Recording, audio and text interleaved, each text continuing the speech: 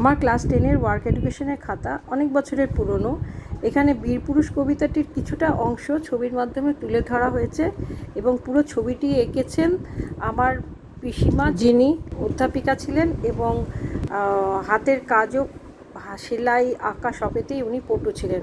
ওনাকে সশ্রদ্ধ প্রণাম জানাই। বীরপুরুষ রবীন্দ্রনাথ ঠাকুর।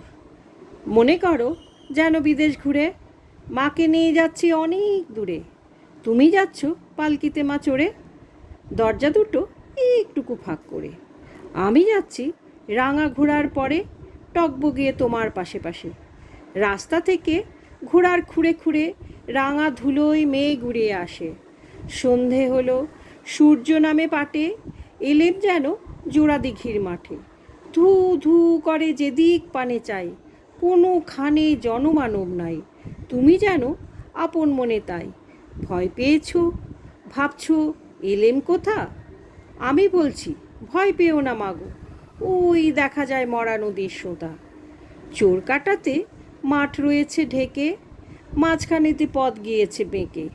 গরু বাছুর নেই কোনোখানে, সন্ধে হতেই গেছে গায়ের পানে।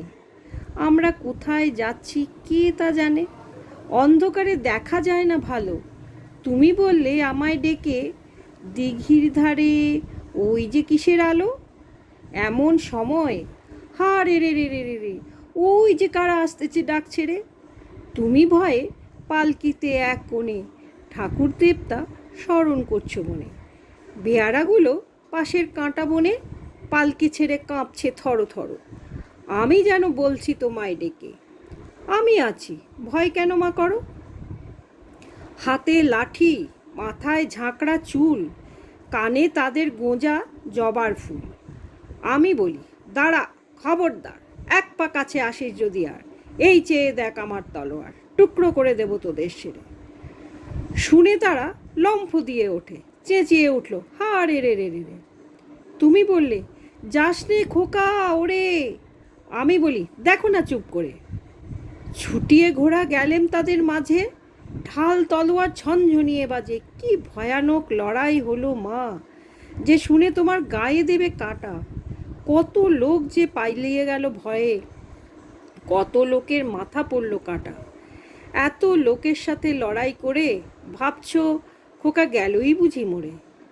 আমি তখন রক্ত মেখে ঘেমে বলছি এসে, লড়াই গেছে থেমে। তুমি শুনে পালকি থেকে নেমে চুমু খেয়ে নিচ্ছ আমায় কোলে, বলছো ভাগ্যে খোকা সঙ্গে ছিল, কি দুর্দশাই হতো তা না হলে।